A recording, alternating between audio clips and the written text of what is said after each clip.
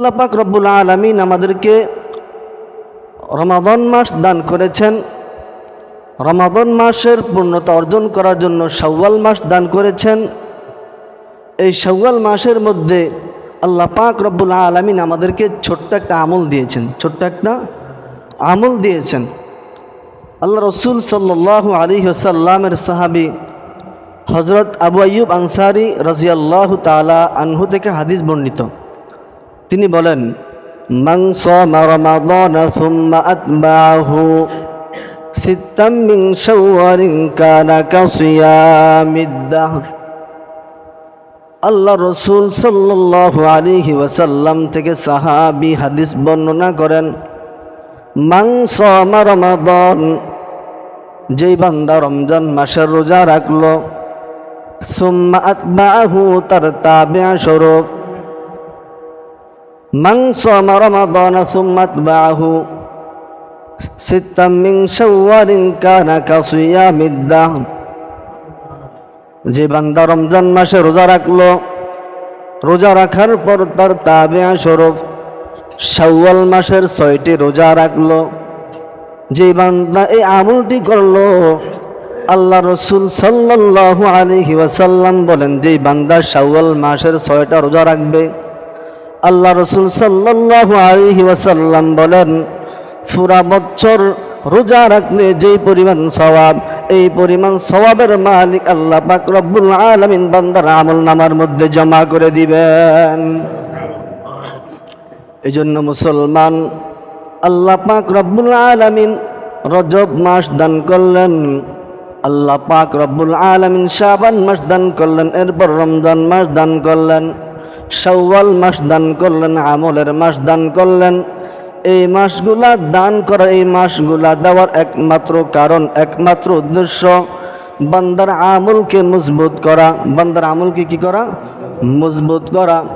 আল্লাহ পাক রব্বুল আলামিন বলেন, এই আমলগুলা মজবুত করার জন্য বান্দার 1 নম্বর শর্ত হলো ঈমান। 1 নম্বর শর্ত কি?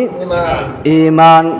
যদি বান্দার ঈমান মজবুত না থাকে, বান্দা যতই আমল করুক, বান্দার আমলের মধ্যে তারাক্কি হবে না, আমলের মধ্যে তারাক্কি হবে না। বান্দার মুসলমানিত্ব ঠিক রাখতে হবে। বান্দা আমল করবে, বান্দার মধ্যে যদি মুসলমানিত্ব না থাকে, ওই বান্দার আমলের মধ্যেও তারাক্কি পাবে না। এখন আমরা তো বাপ দাদার ওদর থেকে আমরা মুসলমান, কিন্তু আমরা বাস্তবিক মুসলমান কয়জন? আল্লাহ পাক রব্বুল আলামিন কালামুল্লাহ শরীফের মধ্যে 10 শ্রেণীর লোকের জন্য সুসংবাদ দান করেছেন। কয় শ্রেণীর লোক? 10 শ্রেণীর লোকের জন্য আল্লাহ পাক রব্বুল আলামিন কালামুল্লাহ শরীফের মধ্যে সুসংবাদ দান করেছেন। আল্লাহ পাক রব্বুল আলামিন 22 নম্বর পারা 1 নম্বর পৃষ্ঠা সূরাতুল আহজাবের এক আয়াতের মধ্যে বলেন, ইন্নাল মুসলিমিনা ওয়াল মুসলিমাত, 1 নম্বর সুসংবাদ প্রাপ্ত বান্দা, যে বান্দা মুসলমান হয়েছে, কি করেছে? মুসলমান হয়েছে। 1 নম্বর সুসংবাদ প্রাপ্ত বান্দা, যে বান্দা মুসলমান এবং মুসলমান বান্দি, মুসলমান বান্দা এবং মুসলমান বান্দি।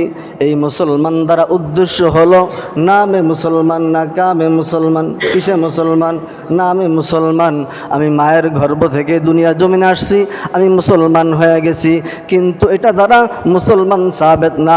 আল্লাহ রসুল সাল্লাল্লাহু আলাইহি ওয়াসাল্লাম হাদিসে কারিমার মধ্যে বলেন, আল মুসলিমু মান সালিমাল মুসলিমুনা মিন লিসানিহি ওয়া ইয়াদি। খাঁটি মুসলমান হলো, উত্তম মুসলমান হলো ওই বান্দা, যেই বান্দার হাত এবং জবান থেকে অন্য মুসলমান নিরাপদ থাকে। আজকে আমি মুসলমান নিজেকে দাবি করি, মুসলমান নিজেকে দাবি করি, কিন্তু আমার মধ্যে আজকে মুসলমানিত্ব নাই। আমার মধ্যে আজকে মুসলমানিত্ব নাই। আমার জবান থেকে এমন কথা বের হয় যার দ্বারা আমার মুসলমান ভাই কি পায়? কষ্ট পায়। আমি মুসলমান হওয়ার পরেও আমার জবান থেকে কটু কথা বের হয়, আমার জবান থেকে খারাপ কথা বের হয়। এজন্য আমার মুসলমানিত্ব ঠিক রাখতে হবে। কি রাখতে হবে? ঠিক রাখতে হবে। সুসংবাদ শুধু পুরুষের ক্ষেত্রে নয়, আল্লাহ পাক রব্বুল আলামিন সুসংবাদ যেমন পুরুষকে দান করেছেন, তেমন সুসংবাদ নারীদেরকেও দান করেছেন। কাদেরকে দান করেছেন? নারীদেরকেও দান করেছেন। এরপরে আল্লাহ পাক রব্বুল আলামিন বলেন ওয়াল মুমিনিনা ওয়াল মুমিনাত, মুমিনা পুরুষ এবং মুমিনা নারী, মুমিন পুরুষ এবং মুমিনা নারী, মুমিন পুরুষ এবং মহিলা তাদেরকে আল্লাহ পাক রব্বুল আলামিন কি করেছেন? সুসংবাদ দান করেছেন। মুমিন কারা? যারা কোরআনুল কারীমের ভাষায় যারা 5 ওয়াক্ত নামাজ পড়ে এরাই কি মুমিন, এরাই কি মুমিন। শুধু মুসলমান হলে মুমিন হওয়া যায় না, শুধু মুসলমান হলে মুমিন হওয়া যায় না।